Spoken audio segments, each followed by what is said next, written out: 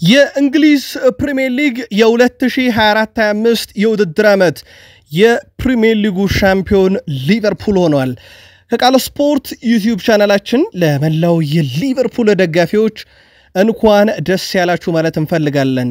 ብዙ አድካሚ ብዙ ውጣ ውረድ ያለፈው የፕሪሚየር ሊግ ክለብ ሊቨርፑል በአርኔ ስሎት የመጀመሪያ ዓመት ቆይታቸው የመጀመሪያ ዋንጫውን ለሊቨርፑል እሳቸው ሲያመጡ ሊቨርፑል ከረጅም ዓመታት በኋላ በደጋፊዎች ፊት 20ኛ የፕሪሚየር ሊግ ዋንጫን ማንሳቱን አረጋግጧል። ፕሪሚየር ሊጉ ገና 4 ጨዋታዎች ይቀሩታል።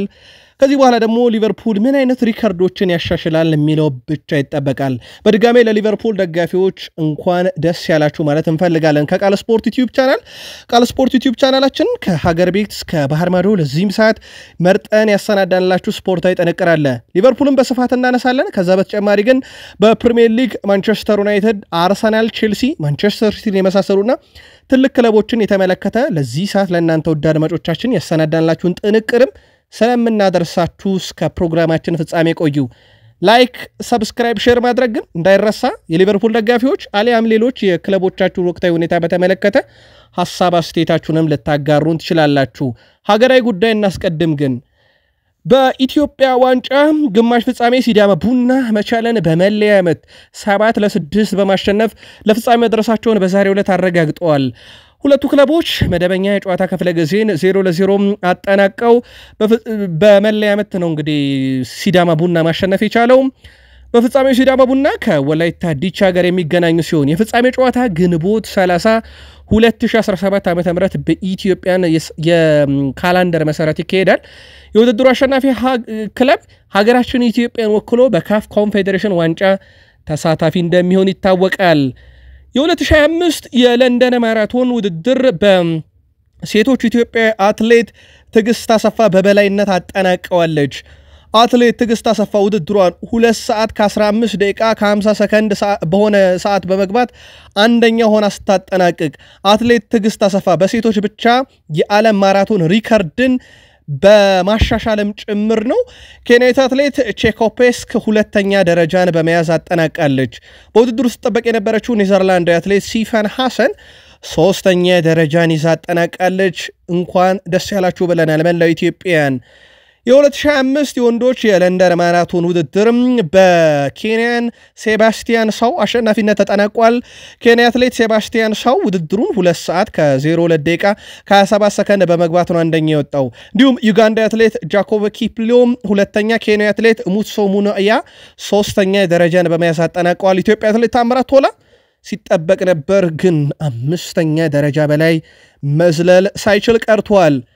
ከባህር ማዶ ወጣ ብለን ተጨማሪ መረጃዎችን ደግሞ እናደርሳችሁ። ቃል ስፖርት ላይ ናችሁ። መልካም ቆይታ።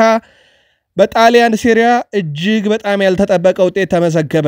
በጣሊያን ሴሪያ የ34ኛ ሳምንት መርሃ ግብር ኢንተር ሚላን በሜዳውና በደጋፊ ፊት በሮማ 1-0 ተሸንፏል። የሮማን ብቸኛ የማሸነፊያ ግብ ማቲያስ ሶል ነበር ማስቆጠር የቻለው።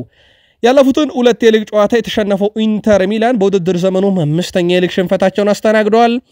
ሮማ ያለፉትን 18 የጣሊያን ሴሪ ጨዋታዎች አልተሸነፉም። ኢንተር ሚላን በዚህ ዓመት ለመጀመሪያ ጊዜ 3 ተከታታይ ጨዋታም ተሸንፏል። ነጥቡ እዛው 71 ላይ ቀረ። ሮማ ነጥቡን 60 ደረሰ። ቀጣይ ሳምንት ኢንተር ሚላን ከሄላስ ቬሮና፣ ሮማ ደግሞ ከፊዮሬንቲና ጨዋታቸውን ያደርጋሉ።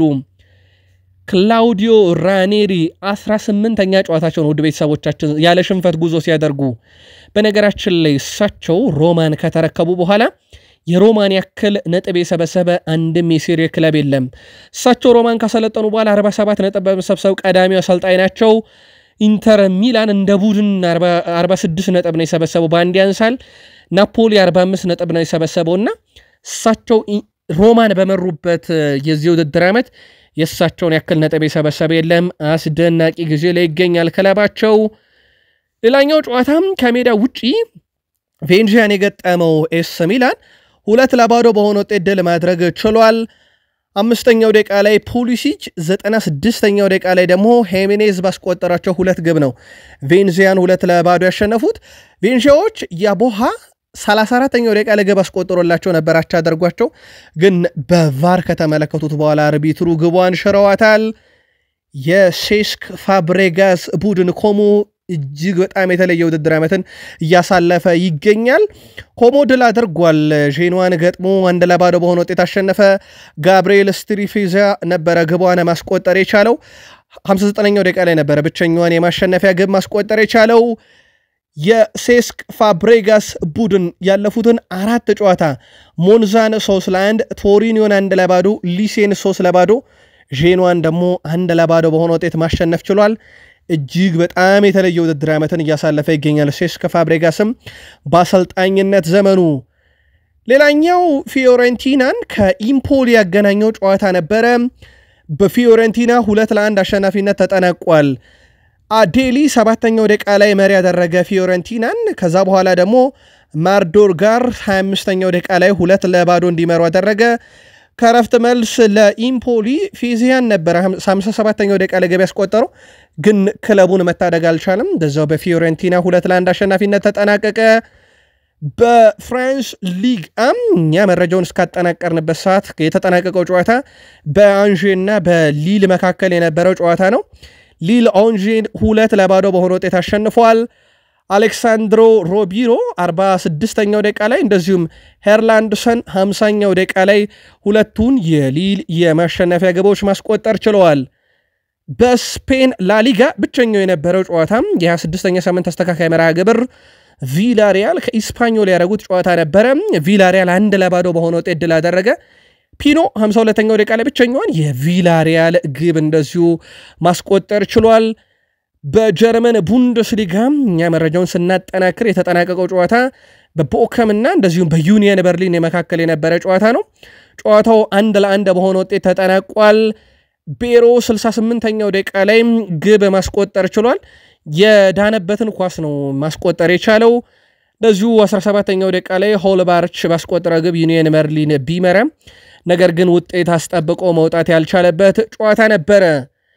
የተወሰኑ መረጃዎችን እናንሳና ወደ ተወዳጁ የእንግሊዝ ፕሪሚየር ሊግ እንመለስ። ውድ ቤተሰቦቻችን ሪያል ማድሪዱ ተከላካይ አንቶኒዮ ሩዲገር በምሽቱ የፍጻሜ ጨዋታ ላሳየው ባህሪ በማህበራዊ ትስስር ገጹ ላይ ይቅርታ ጠይቋል። ላሳየውት ባህሪ የማቀርበው ምክንያት የለኝም ያለው ሩዲገር ለተፈጠረው ነገር ከልብ ይቅርታ ጠይቃለሁ ብሏል። ተቀይሬ ከወጣው በኋላ ቡድኔን መርዳት ባለመቻሌ ጨዋታው ከመጠናቀቁ በፊት ስህተት ሰርቻለሁ ብሏል። አክሎም የጨዋታውን ዳኛ ይቅርታ ጠይቃለሁ ያለ ሲሆን እንዲሁም ባሳየውት ባህሪም የተበሳጨውን ማህበረሰብ ሁሉ ይቅርታ ጠይቃለሁ ብሏል።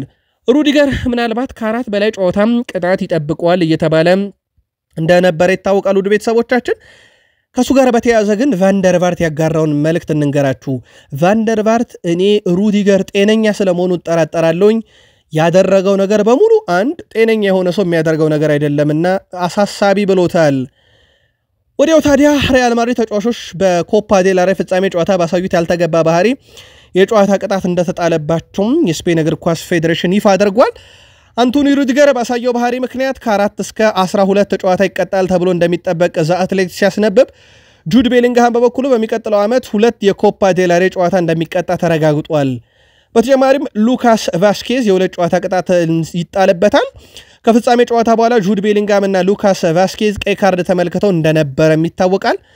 ጨዋታው እንደውም ሊያልቅ ሲል ነው ከዳኛው ጋር ሰጣ ገባ ውስጥ ወደ ብጥብጥ አምርቶ የነበረው። ለማንኛውም በእንደዚህ አይነት መልኩ የሪያል ማድሪድ ተጫዋቾች ቅጣት የተጣለባቸውና የሚጠብቃቸው ናቸው።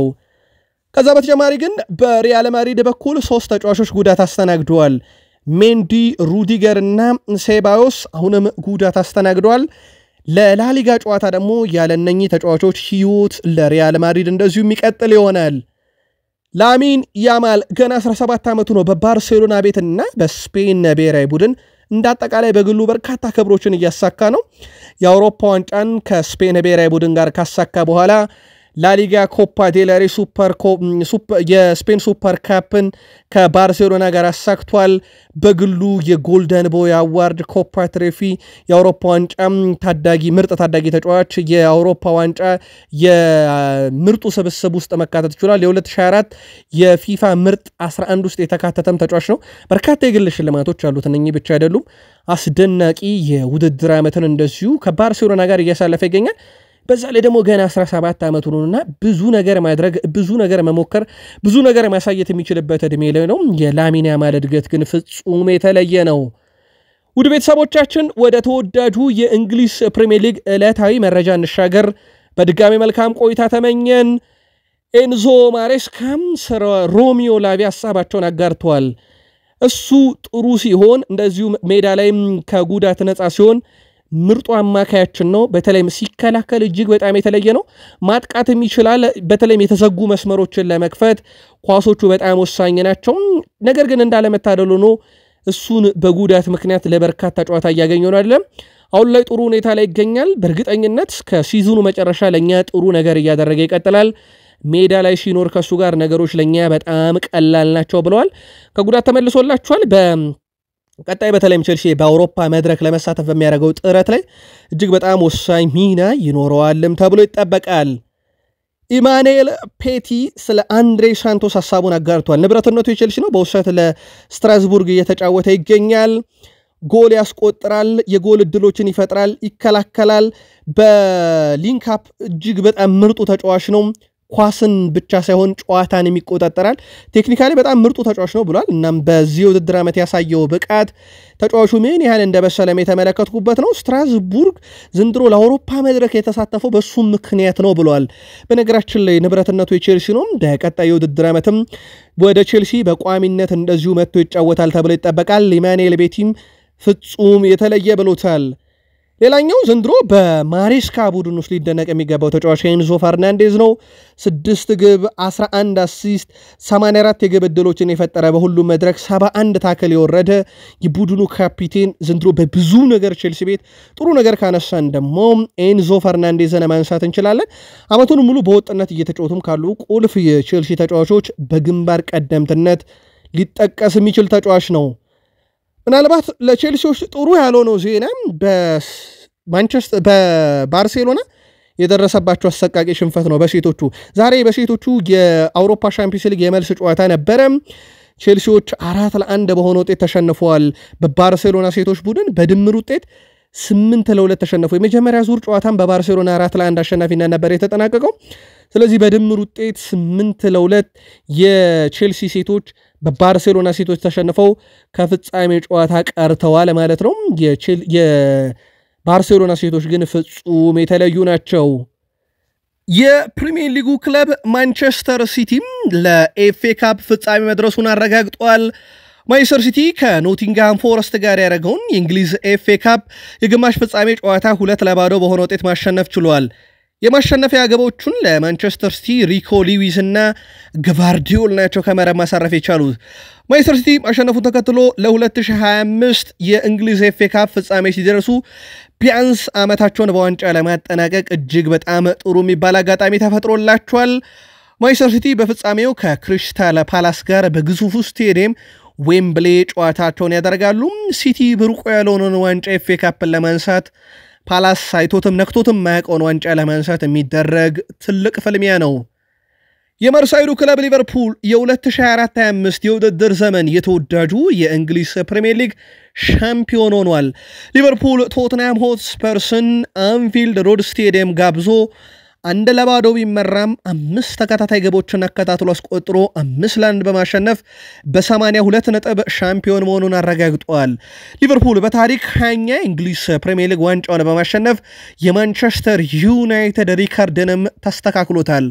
አሰልጣኝ አርኔ ስሎት የእንግሊዝ ፕሪሚየር ሊግ ዋንጫን ያሸነፈ የመጀመሪያው ኔዘርላንዳዊ አሰልጣኝ ሆኗል። የቡድን ቁልፍ ተጫዋች ሳላህ በውድድር ዘመኑ በ28 ጎሎች የፕሪሚየር ሊጉ ኮከብ ግብ አግቢ ደረጃን እየመራውም ይገኛል። አሁን የፕሪሚየር ሊጉን የዋንጫ ብዛት ደረጃ ሰንጠረዥ ብንመለከት ዩናይትድም 20 ሊቨርፑልም 20 ይላል። አርሰናል 13 የፕሪሚየር ሊግ ዋንጫ በማንሳት 3ኛ፣ ማንቸስተር ሲቲ 10 የፕሪሚየር ሊግ ዋንጫ በማንሳት 4ኛ፣ ኤቨርተን በ9 ዋንጫ 5ኛ ደረጃ ላይ የተገኘበት አጋጣሚ ተፈጥሯል።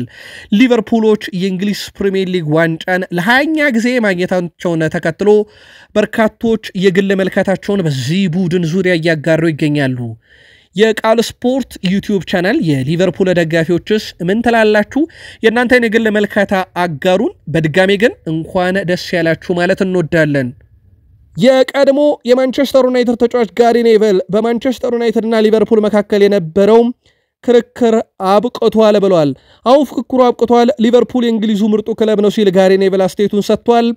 አክሎም ሊቨርፑል የበለጠ የሻምፒዮንስ ሊግ ዋንጫ አለው፣ በዛ ላይ ደግሞ የፕሪሚየር ሊጉን ዋንጫ አሳክቶ ከማንቸስተር ዩናይትድ እኩል ሆኗል፣ ንጽጽሩም ይቆማል ብለዋል። ሊቨርፑል እንግዲህ በእንግሊዝ ፕሪሚየር ሊግ 20 ዋንጫዎችን በማንሳት ለረጅም ጊዜ በማንቸስተር ዩናይትድ ብቻ ተይዞ የነበረውን ሪከርድ ነው የተጋራው። የቀድሞ የማንቸስተር ዩናይትድ ተጫዋችም በማንቸስተር ዩናይትድ ተጫዋቾችና አሰልጣኞች አሁን አስከፊው ጊዜ መጥቷል፣ ከዚህ በኋላ ዩናይትድ ምን አድርጎ ነው ይሄን ታሪክ ዳግም የሚመልሰው የሚል ይጠበቃል፣ ግን ከዚህ በኋላ አብቅቶለታል ብለዋል። ሊቨርፑል ቶትንሃምን ፍጹም የበላይ ሆኖ አሸንፎ የፕሪሚየር ሊግ ዋንጫ ለማንሳት 1 ነጥብ ቢበቃውም ድፍን 3 ነጥብ አግኝቶ በርካታ ግብ አስቆጥሮ ዛሬ እንዳሸነፈ ይታወቃል። በድጋሜ ለሊቨርፑል ደጋፊዎች እንኳን ደስ ያላችሁ ማለት እንወዳለን። በእንግሊዝ ፕሪሚየር ሊግ 34ኛ ሳምንት መርሃ ግብር ማንቸስተር ዩናይትድ ከበርነማውዝም ጋር ጨዋታቸውን አድርገው ነበር። ጨዋታው 1-1 በሆናቸው ውጤት ነው የተጠናቀቀው። የበርነማውዝን ግብ አንቶኒዮ ሲሞኔ 23ኛው ደቂቃ አስቆጠረ። ለማንቸስተር ዩናይትድ ራስመስ ሆይሉንድ 96ኛው ደቂቃ ላይ ፈርጊ ታይም ላይ ግብ አስቆጥሮ ነው ቪታሊቲ ላይ 1 ነጥብ ማንቸስተር ዩናይትድ ማግኘት የቻለው። አስቀድሞ ኤቨንልሰን 70ኛው ደቂቃ ላይ እጅግ በጣም አደገኛ ጥፋት ሰርቶ በቀይ ካርድ ከሜዳ ለመወገድ ተገዷል። ማንቸስተር ዩናይትድ ያለፉትን 5 የሊግ ጨዋታ ማሸነፍ አልቻሉም። በ3 ተሸንፈው በሁለታቸው ወጥተዋል። በርንማውዝ 50 ነጥብ ደረሰ። ማንቸስተር ዩናይትድ 39 ነጥብ ላይ ቆሟል። ይህ በዩናይትድ እግር ኳስ ታሪክ እጅግ በጣም ዝቅተኛው ነጥብ ነው። ቀጣይ ሳምንት ቅዳሜ ኤምሬትስ አርሰናል ከበርንማውዝ፣ እሁድ ብሬንትፎርድ ላይ ማንቸስተር ዩናይትድ ከብሬንትፎርድ ጨዋታቸው እንደዚሁ የሚያደርግ ይሆናል። ማንቸስተር ዩናይትድ በዚህ ውድድር ዓመት በበርንማውዝ ኦልትራፎርድ ላይ 3-0 ተሸንፎ ነበር። ቪታሊቲ ላይ 1-1 ተለያየ። በዚህ ዓመትም የአንዲ ኤራኦላውን ቡድን እንደዚሁ ማሸነፍ ሳይችል የቀረበት የውድድር ዓመት ሆኗል። በርንማውዝ በበኩሉ በታሪኩ ለመጀመሪያ ጊዜ በአንድ ሲዝን ድፍን 50 ነጥቦችን የሰበሰበበትም አጋጣሚ ተፈጥሯል። ሩበን አሞሪም ስለ ኢቨንልሰን ቀይ ካርድ ተጠይቆ ነበረ። ስለ ቀይ ካርዱ ምንም የምለው ነገር የለም፣ እኔ የምለው ማሸነፍ ስለመሸነፍ አቻ ስለመውጣት ያለ ጉዳይ ነው ብለዋል። በአጠቃላይ እሳቸው ማንቸስተር ዩናይትድን እየመሩ ባደረጓቸው 23 ጨዋታ 6 ድል 6 አቻ 11 ሽንፈት ገጥሟቸዋል በፕሪሚየር ሊጉ።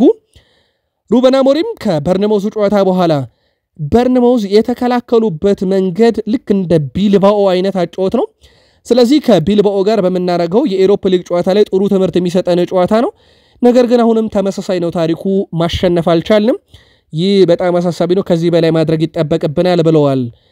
በማንቸስተር ዩናይትድ በኩል የሩበን አሞሪም የጨዋታ ቁጥር ምናልባት በድጋሚ ለማስታወስ ያክል እሳቸው ማንቸስተር ዩናይትድን ከመሩበት ጨዋታ ከ23 ጨዋታ 6 ድል 6 አቻ 11 ሽንፈት ነው። ሩበን አሞሪም ቀጣይ ውድድር ዓመት የራሳቸውን ቡድን ቢገነቡ ከዚህ የተሻለ ያደርጉታል ብላችሁ ዩናይትድያን በሩበን አሞሪም ላይ ግን እምነት አላችሁ ወይ? መልካታችሁን አጋሩን። በዚህ ውድድር ዓመት በፕሪሚየር ሊጉ በአንድ ጨዋታ ብዙ ቁልፍ ኳሶችን በማቀበል ብሩኖ ፈርናንዴስ በሌስተር ሲቲው በዚህኛው ጨዋታ ላይ ከዛ አስቀድሞ ደግሞ ሌስተር ሲቲ ጨዋታ ላይ 7 ነበረውና በአንድ ጨዋታ በርካታ ቁልፍ ኳሶችን በማቀበል በዚህ ውድድር ዓመት ራሱ የራሱን ሪከርድ በዚህ ጨዋታ ላይ አሻሽሏል። ብሩኖ ፈርናንዴዝ በዚህ ሲዝን ከፍተኛ የግብ ዕድል የፈጠረ ተጫዋችም ነው። ብሩኖ በዚህ ሲዝን በፕሪሚየር ሊጉ 84 ሲደመር የግብ ዕድሎችን በመፍጠር በአንደኛ ስፍራ ላይ ተቀምጧል።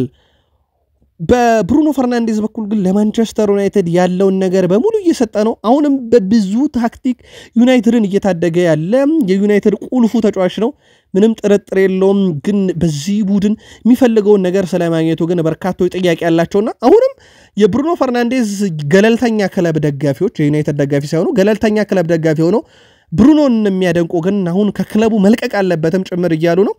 ብሩኖ ፈርናንዴዝ እንግዲህ በእንግሊዝ ፕሪሚየር ሊግ በዚህ ውድድር ዓመት የግብ ዕድልን በመፍጠር አንድም የሚስተካከለው የፕሪሚየር ሊግ ተጫዋች የለም። ማንቸስተር ዩናይትድ በሁሉም መድረኮች ያለፉትን 6 ጨዋታ ማሸነፍ የቻሉት አንድ ብቻ ነው፣ በሁሉም መድረክ ነው። በፕሪሚየር ሊግ ደግሞ ከቀላቀልን 2 አቻ 3 ሽንፈት ገጥሟቸዋል። ራስመስ ሆይሉንድ በሁሉም ውድድሮች ላይ ያለፉትን 6 ጨዋታዎች ላይ ጎል ማስቆጠር ተስኖት ነበረም። ከ6 ጨዋታ በኋላ ግብ አስቆጥሯል። በአጠቃላይ በሲዝኑ 4ኛ የፕሪሚየር ሊግ ግቡን ነው ማስቆጠር የቻለው። ግቧ ከራስመስ ሆይሉንድ በላይ ዩናይትድን የጠቀመች ነበረች እጅግ በጣም አስፈላጊ ሰዓት የተገኘች ግብ ነበረች ቢያንስ ማንቸስተር ዩናይትድ በኤሮፓ ሊጉ በሚያደርጋቸው ጨዋታ ላይ በራስ መተማመኑ ለመገንባት ከሽንፈት ቢያንስ ባቸው ውጤት ወደ ኤሮፓ ሊግ ያውም ደግሞ ወደ ስፔን ማቅናቱ የተሻለ ይሆናል ተብሎ ይታሰባል ሉክሾ ከየካቲት 2024 በኋላ ለመጀመሪያ ጊዜ ለማንቸስተር ዩናይትድ መጫወት ቻለ በጨዋታው ላይ ቋሚ ሆኖ የጀመረው በእንግሊዝ ፕሪሚየር ሊግ ቋሚ ሆኖ ሲጀምር ማለት ነው ሉክሾ በጨዋታው ላይ 100% የአየር ላይ ኳስ አሸንፏል 53 የተሳካ ኳስ አቀብሏል በክሮስ ደረጃ 73 ክሮሶችን አድርጓል ከሱ የሚጠበቀው 4 የግብ ዕድል ፈጠረ 3 ኳስ ከግብ ክልሉ አራቀም 1 ኳስ ኢንተርሴፕት አድርጓል ወይ ማቋርጧል 1 ኳስ ብሎክ አድርጓል 1 ኳስ ሞክሯል 0.58 የመከላከል ንጻሬ ነበረው ሉክሾ በማንቸስተር ዩናይትድ ቤት ከጉዳት ነፃ ከሆነ ምርጥ ነው ምንም ጥርጥር የለውም ግን ትልቁ ችግር ማንቸስተር ዩናይትድ እሱን ሲፈልጉ ታያገኙትም በመጪው ሐሙስ ወደ ስፔን ባስክ ግዛት በማቅናት ከአትሌቲኮ ቢልባኦ ጋር በሳንማሜስ ማንቸስተር ዩናይትድ ጨዋታውን ያደርጋል ማንቸስተር ዩናይትድ የመጀመሪያ ጨዋታውን ከሜዳ ውጭ ያደርጉ መምጣቱ ምናልባት ሊዮን ላይ እንዳደረገው ያደርግ ይሆን ወይ ቀጣይ ሐሙስ የሚጠበቅ መርሃ ግብር ነው በዚህ አጋጣሚ የዩናይትድ እጅግ በጣም ትልቁና ወሳኙ ዩናይትዶችን በጉጉት የሚጠብቁት ጨዋታ ነው ሐሙስ በሳንማሜስ ይደረጋል የፊታችን ማክሰኞ አስቀድሞ ማለት ነው አርሰናል ከፓሪስ ሰን ዠርሜን እጅግ በጣም ወሳኙን የአውሮፓ ሻምፒዮንስ ሊግ የግማሽ ፍጻሜ የመጀመሪያ ዙር ጨዋታ ያደርጋሉ ጨዋታውን የሚመሩት አልቢተር ይፋ ተደርጓል ኤምሬትስ ስታዲየም ላይ የሚደረገውን ተጠባቂ ጨዋታ ስሎቫኒያ 42 ዓመት ዳኛ ስሎቫክ ቪንቺክ በመሃል ሜዳ ዳኝነት ይመሩታል ዋናኛው በዚህ ዓመት የአውሮፓ ሻምፒዮንስ ሊግ ቅርጽ ውድድር አርሰናል ፒኤስጂን ኤምሬትስ ላይ 2-0 ያሸነፈበትን ጨዋታ የመሩ መሆናቸው ይታወቃል አርሰናል ከዚህ በፊት በስሎቬኒያ ዳኛ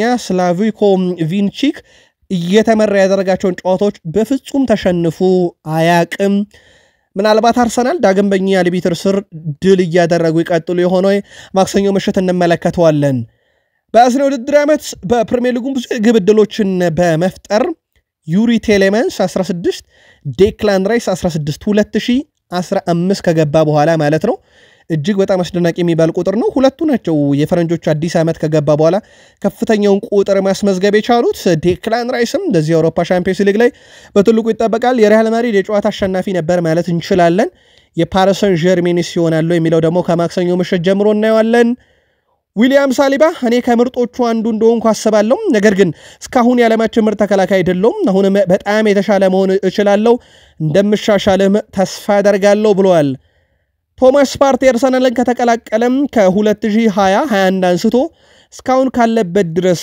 በየዓመቱ ብናየው 2020-21 ላይ 21 ጨዋታ 21-22 ላይ 19 ጨዋታ 22-23 6 ጨዋታ በጉዳት አልፎታል 23-24 34 ጨዋታ ምን አልፎታል ዘንድሮ በታምኑ በጉዳት ምክንያት አንድ ጨዋታ ብቻ ነው ያመለጠው ከታክቲክ ምክንያት ከጨዋታ ውጪ ካረጉት ውጪ በጉዳት አንድ ጨዋታ ነው ያመለጠው ዘንድሮ ለቡድኑ በወጥነት ከጉዳት ነፃ ሆኖ ያገለገለ መሆኑ ለኮንትራት ድርድር እንዳበቃው ይታወቃል ሶክራተስ ስለ ቡካዮ ሳካ ይናገራል ሳካ ለመጀመሪያ ጊዜ ሲመጣ እዚያ ነበርኩኝ ታላቅ ችሎታ የነበረው እና እሱም የሚያዳምጥ ልጅ ነበረ ሁሉንም ያዳምጥ ነበረ ሁሉም የሚሉትን የሚረዳ ልጅ ነበረ የቡድን ጓደኞቹን እሱን ይደግፋሉ እሱ ማደግ እንደሚችል አሳይቷቸው ነበረ እግር ኳስ ያመር ነበር ብሏል እሱ ስር ስትሆን ኳሷ ወይ እግር ኳስን ከሱ ጋር መጫወት በጣም ውበት ነበረው እድገቱ በጣም አላስገረመኝም ምክንያቱም ማቀው ልጅ ነበር ከዚህ በላይ ማድረግ ይችላል ብሏል አሌክስ ኢዮቢም ስለ ቡካዮ ሳካ ሐሳቡን አጋርቷል የቀድሞ የአርሰናል ተጫዋች ሆነው አሌክስ ኢዮቢ ስለ ቡካዮ ሳካም ሲናገር ቡካዮ ሳካ ከጉዳት አገግሞ መጫወት በመጀመሩ ደስተኛ ነኝ እሱ የተለየም ተጫዋች ነው በአርሰናል ውስጥ ብዙ ጎበዝ ተጫዋቾች አሉ ነገር ግን ሳካ ጠንክሮ ይሰራል ለቡድን ይፋለማል ተጫዋቹ ምን ያህል እንደሚችል ሁላችንም እናውቃለን ብሎ መወድስ አቀርበዋል ዴክላን ራይስ አጨራረስ ላይ ጎበዝ ነው ያለው ደግሞ የቀድሞ የቡድን አጋሩ ማርክ ኖብል ነው በዌስትሃም አብረው ተጫውተዋል የቀድሞ የዴክላን ራይስ የቡድን አጋር የሆነው ማርክ ኖብል ስለ ዴክላን ራይስም ሲናገር ዴክላን ራይስ አጨራረስ ላይ ጎበዝ ነው የሚያስቆጥራቸው ጎሎች መመልከት በቂ ነው ልምምድ ስንጨርስ ሁሉ ጊዜ ቅጣት ምትናም የቆሙ ኳሶችን ያሻማ ነበር አሁን ላይ ለራይስ ያይጠቀሙ ይመስለኛል ፍጹም የተለየ ተጫዋች ሲል ዴክላን ራይስን የቀድሞ የቡድን አጋሩ ማርክ ኖብል ሲያወድሰው ውሏል ውድ ቤተሰቦቻችን በተለይም የሊቨርፑል ደጋፊዎች በድጋሜ እንኳን ደስ ያላችሁ ብለናል። ሊቨርፑል የ2024-25 የውድድር ዓመት የእንግሊዝ ፕሪሚየር ሊግ ባለክብር መሆን ችሏል። 82 ነጥብ ብቻ በቂ ነበር ለመርሳይዶ ክለብ ሊቨርፑል 20ኛውን ዋንጫ አንስቶ ከማንቸስተር ዩናይትድ ጋር ለመስተካከል። በማለዶ ስፖርት የመረጃ ክፍለ ጊዜያችን ተጨማሪ መረጃዎችን ይዘን እንምጣ። ያሁኑን እዚህ ጋር እንቋጭ። በደህና ቆዩን።